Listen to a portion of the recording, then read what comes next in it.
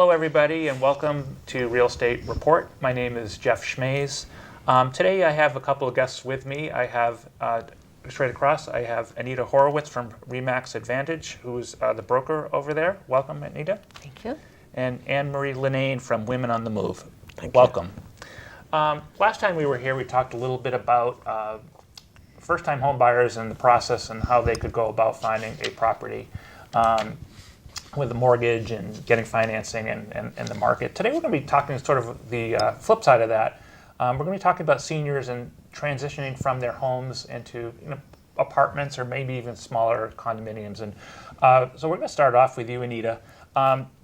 We hear we're about to enter the winter months, and we hear that the real estate market kind of slows down and almost hibernates. Can you give me, first of all, a broad overview of the market, particularly in Peabody and the North Shore? Let's start with that. Okay, sure. I brought some statistics with me because, of course, not everything is committed to memory. But it's good to know what's happening out there in Peabody. And then, of course, I did a little homework on comparing it to the Essex County. So on our sales trends, the good news is that Peabody's median sale price has improved. It's gone from $369 to $387. And so that's about almost a 5% increase. And then, of course, if you look at Essex County, very similar, but only a 3% increase. So Peabody is a leader in the Essex County. And of course, as far as the active and what's on the market today, our asking prices also improved from $379 to $388. 2% change, whereas in Essex County as a whole, almost 7% change. Mm-hmm. So we're a little low on our inventory, but that's no secret. We all know that. Now, are these numbers you're showing, is it from a year ago, in 15 to 16? Or can you talk a little bit so about it's that? From today, back a year, and then, of course, the year before, because that's all I have to compare with. So it's this past year to the prior year. Okay. Let's talk about inventory for just 1 second. Yeah. I know we weren't going to talk about this, but it's on the minds of everybody. You hear that there's not much out there. So what does that mean in terms of a buyer versus a seller? Does one side have an advantage, or does it depend if the home is priced right? Can you talk a little bit about who has the edge in that? Yeah. So I guess it would be called a seller's market because there's more buyers than properties. And so it's very difficult for, it's very difficult for a buyer in today's market because they are competing against other buyers for the same property. So yes, definitely a seller's market. Inventory is low. Okay. We'll have to see what the winter brings. Now let's talk about the winter. Winter generally has a reputation around here, and particularly in the real estate field, that things kind of slow down. It's a little bit like bears. Everybody goes into hibernation, and we don't see people or we don't see anything for a while. But that's not totally accurate, is it? Well, I think notoriously the winter is always a little bit of a slower months in the industry. However, I think there's great advantages for any property that's on the market in the winter. And one is they don't have a lot of competition. So when your house is on the market and we have all these buyers on the fence, there's not too much for them to look at, so you might get chosen first. And the other, which I think is extremely important, is if I have a buyer that's coming out in a snowstorm, I have a very serious buyer. And so serious buyers in the winter, not much competition, plenty of homes sell in the wintertime. I can attest to that. In preparation for this show, I looked at some statistics that our company had from last January, and the number of sales we had was pretty similar to what we had in any other month. So it really depends upon what's out there and how serious the buyers are. Let's transition a little bit to seniors. And can you tell me how as a broker, you can help a senior who's thinking about making a move? Are there signs that indicate maybe a move should be made? I know you deal a lot with folks over in Ledgewood. Some of them are maybe a little bit older, not everybody, but are there particular signs that you see that say, hey, maybe this is a good time? I think that it's typically decided upon once I'm even called in. And the reason why I'm being called in is because they've decided it's time to make a change. But change is difficult for our seniors. And they need a little bit more hand-holding and a little bit more help walking through the process. Whether it's packing, whether it's removing items that they don't want anymore, they need guidance and care. Okay. Yeah. And is there a little bit more sensitivity involved with seniors because of possibly things of the memories that they've made in that home or things that are sentimental to them?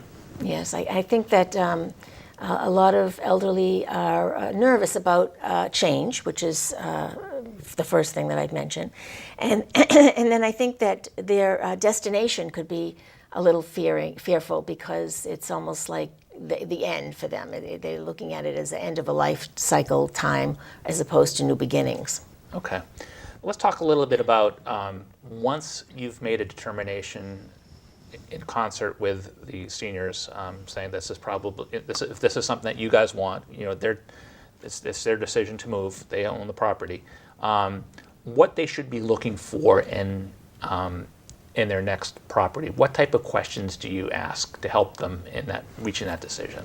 I think that the first thing is they need to determine whether they need independent living or assisted living, or maybe they would be a multitude of each. They would need independent living, and then they would maybe go into assisted living if needed, and perhaps nursing home care as well.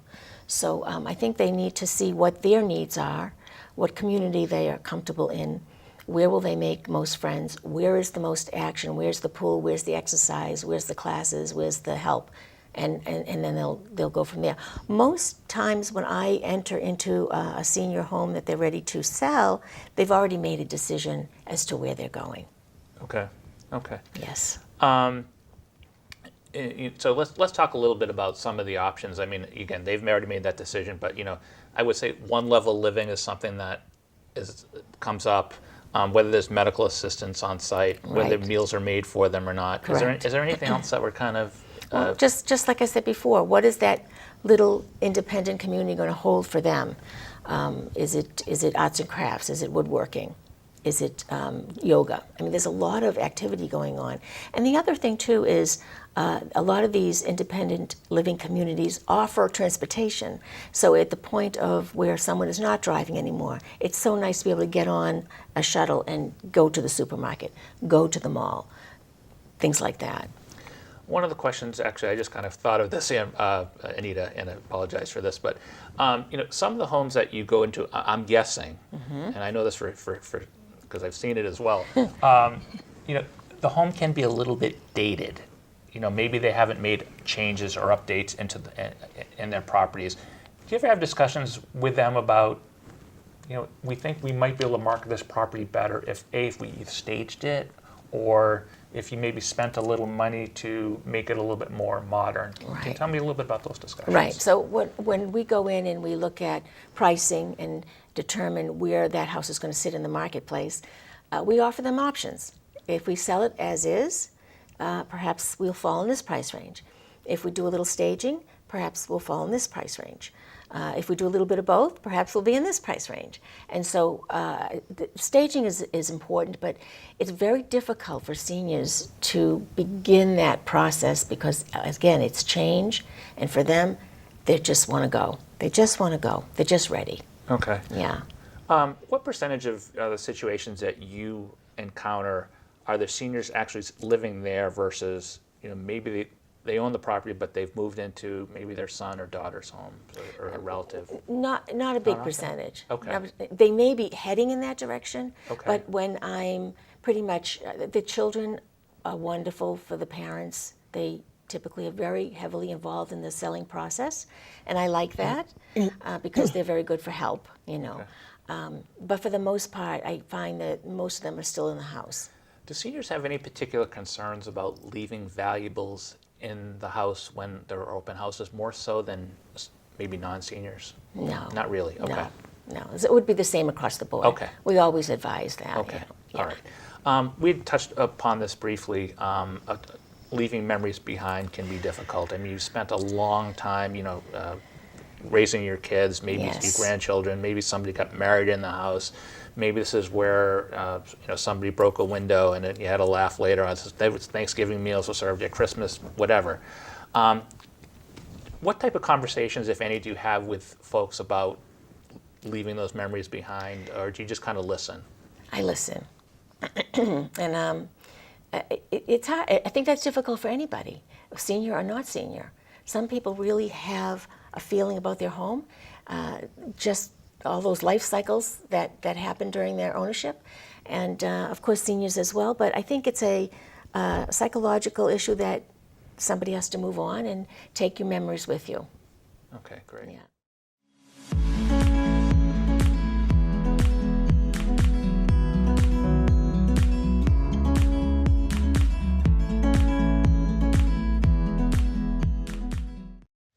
We're back, Real Estate Report. I'm Jeff Schmays with RE/MAX Advantage, along with Anita Horowitz and Anne-Marie Linane from Women on the Move. And Anne-Marie, welcome. Thank you. Thank you. Thank you. Tell me a little bit about Women on the Move, what you guys are all about. Right. Women on the Move, we are a concierge move management company in the North Shore and selective areas of Boston.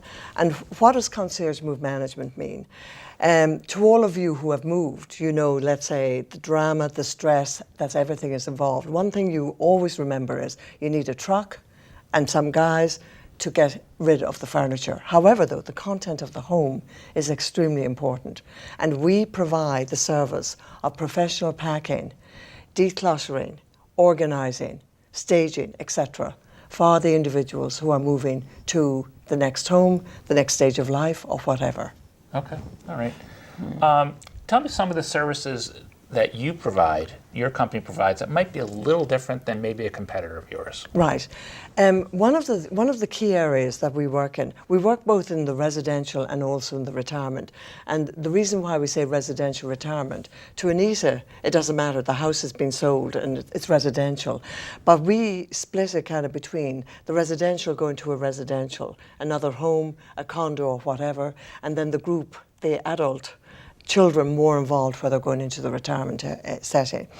In the residential, what we provide, which is uniquely different to the competition, is that I have a bona fide team on hand who are employed by Women on the Move.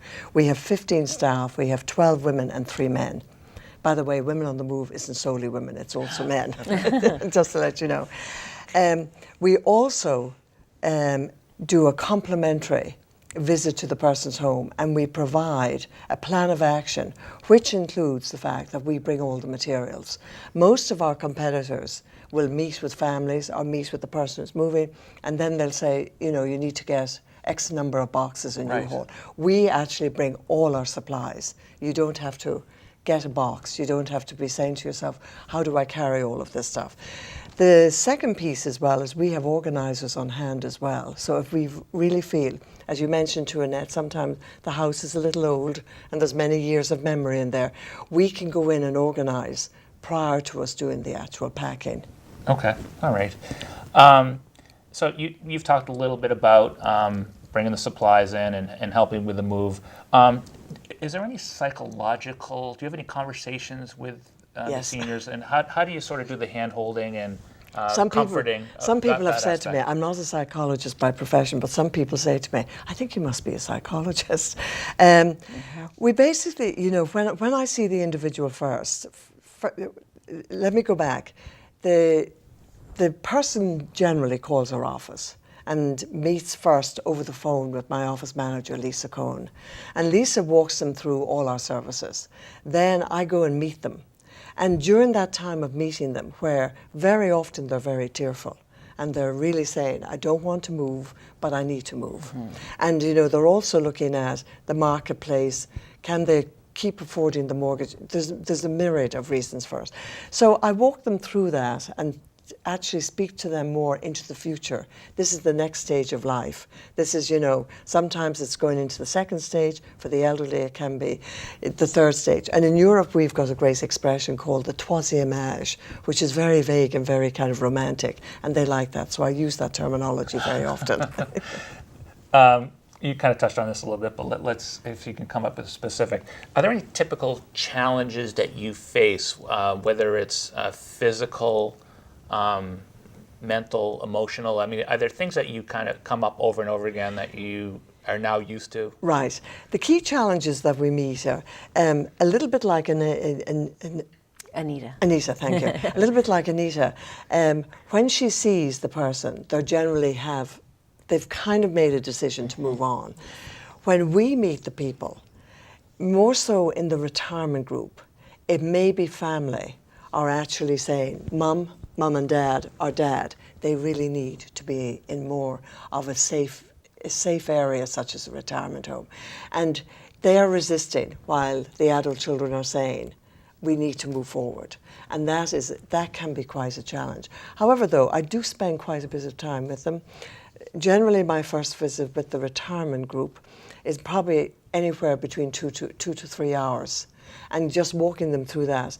The other piece in the retirement group is we offer services, which is a very unique model, that we can pack, move and unpack all in one day. It doesn't take any more than that.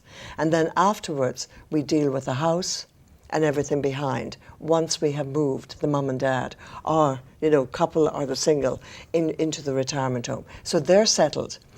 For example, this morning, and just came from a particular situation like that, we are moving the lady today, and by the time I get finished here, she will be in her new setting, and it's all done in one day. Right. So I think you and I were talking earlier about you can mimic their current situation with their future situation. Exactly. So that transition is a little bit easier because they're used to it. Right. So they walk in and, they basically say, oh my God, I didn't move at all. Mm-hmm. My bed is in the same place, my sitting room is the same, and everything. We mimic as much as we can. Now, one time I saw you was a couple months back. You were talking about a person who was, I think, in a wheelchair. Right. And they were in the process of moving or had and moved. they were also blind. Right. So Yes. so these are things that are unique situations Right. to this person. Tell me how you go about making sure that maybe you're thinking of things that they're not thinking. Right. Well, with this particular gentleman, and by the way, he lived on his own because his wife had just recently died, and he was in a wheelchair and he was also blind. So I met with him on the initial visit, and actually before we did the pack, I was in there again a further 3 times in just checking with him and going through with him as he touched things that I was clear about what he needed to bring with him, and also just give him try to give him a visual idea, even though he didn't have vision, to understand what could fit into the same space. And I had I did a drawing plus also kind of blocked it out, so he could kind of say, I said, here's your current sitting room, and this is the current sitting room you're moving into. So he could see it was short on both sides and then that way he was able to visualize it. In the real estate business, we are cognizant of trying to not only making a connection with our clients during their move, but after too. Right. Checking in with them, seeing how things are going. Sending them a happy holidays, Right. or birthday, Right. whatever Yes, it is. yeah. Do you guys do similar things We do like all of that. Yeah. As soon as the person moves in, within 24 hours they get a call from the office to see how did everything go. And then we follow up. Very often if I'm back in the neighbourhood again, I always pop in to see them, and particularly in the retirement setting, not so much in the residential, but in the retirement setting. We're in and out of where we do Brooksby Village, Brightview, Danvers, we're into Putnam Farms, and every time we go in, we pop by to see, how did Mrs. Murphy do, or how is Mr. Murphy settling in. So we do that very often. And the other piece that I omitted to mention on the residential side, if you look at, let's say, the moving population of the United States, nationally, there's 43 million moving annually. Massachusetts, there are 88,000 moving annually. And there's probably about 20% of people recognising our service and beginning to kind of seek our help. Because one of the piece that we really kind of speak to them about, we can do in 72 hours what it will take them a minimum of 30 days to even get organised to start the process. Mm-hmm. So it's time saving, it's also saving nerves. Absolutely. Yeah. Where can people get more information about your company if they wanted to find out, maybe it's a son or daughter for their parents, for example? Right. You can certainly find us on Google. Okay. It's womenonthemovellc.com, and as Okay. I say to people, don't forget the LLC. Okay. You can also find us on Facebook. Okay. And you can also find us just through word of mouth. Okay. A major part of our referrals come through word of mouth. Right. Well, that says a lot about you guys if people are... Right. The thing is, we've been in business now since 2010, Okay. and we've done close to 700 moves. Okay. We don't do the physical lifting and hauling, but we do everything from A to Z. And we direct the movers, and we help to choose the lifters and loaders. Okay. And go ahead. I know. Anita. So telling a senior or anyone else that's you're servicing, to say to them, and this is what I do, and it sounds like it's the right thing, is to say, look around your home and see what you want. Right. Take out what you want and leave what you don't want. So it's less pressure on them having to go through everything. I always say, take what you want, put it over here. Yeah, good idea. Does that sound like a good idea? That's to a very do? good idea. Yes. When I see them then, because I generally see them after you've been there, Yes. very often they will have identified. But then again, they can say to me, I'm supposed to identify and I don't know where to start. Well, of course. So then of course. what I do is, in my walking through, I start to kind of admire the pieces, and I also say to them, you know, which piece, and they say, oh, I love that. That's my crystal lamp I have to have. Mm-hmm. Lady this morning, the only thing she wanted were the 2 crystal lamps. Yeah. So Yeah. they're being moved. So that's how we actually cope with that. But in the retirement group, just to let you know, Lisa in my office is very creative, and what we actually provide to the retirement home is just a simple information which kind of will say specialise in moving assistant women on the move, and then a little bit of information. This we give to Anita and her group, and they can hand this out. So that in the event it's somebody going to, this is retirement home, because they're more sensitive than anybody else, Right. and they need definitely a little bit more hand-holding. Okay, great. All right. Well, Anne-Marie, thank you. That was very insightful. I appreciate you coming on Thank you. Real Estate Report, Anita. Absolute pleasure. Thank you again. Thank you very much. This is Jeff Schmays signing out for Real Estate Report.